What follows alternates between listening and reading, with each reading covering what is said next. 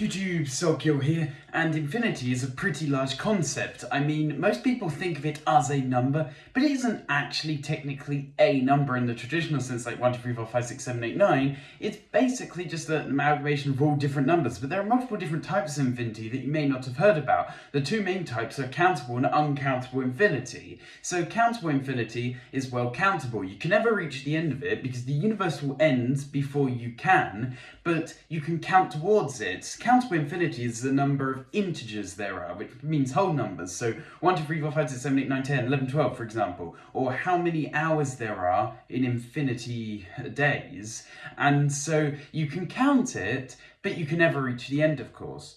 But uncountable infinity is different, because it is every single number. It isn't just every single whole number, it's literally every single number ever. You can say the first number in the uncountable infinity set, it's 0, of course, but then where do you start from there? It goes 0.00000. You'd expect that to be a 1 at the end, but because it's an infinitely small number above 0, you can't really actually say it. And of course you can't say any numbers after this in the set because they are infinitely long. So you can't even get past the second number in an uncountable infinity. But uncountable infinity is actually larger than countable infinity, although it may not seem possible because infinity, you can't add to it. Like infinity plus 2 is still infinity because it contains a set of all numbers. You can't add more numbers to it.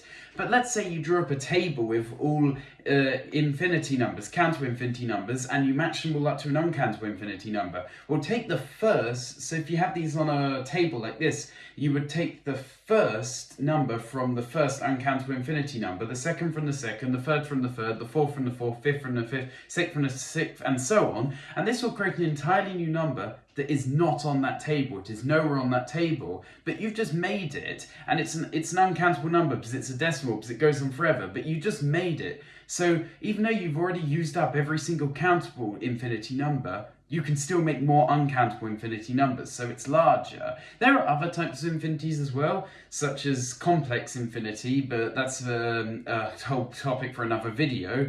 But there's also absolute infinity, which is the idea of all infinities combined together. And it's not even something that can be expressed easily mathematically. It's almost just a philosophical concept. And the final note is, there are actually the same number of even numbers as even and odd numbers. And this might not make sense because, well, there is only one even, for example, in the number line there's one even number, then an odd, then an even. But the thing is, because both sets are infinite, you can match one even number to every other number. So you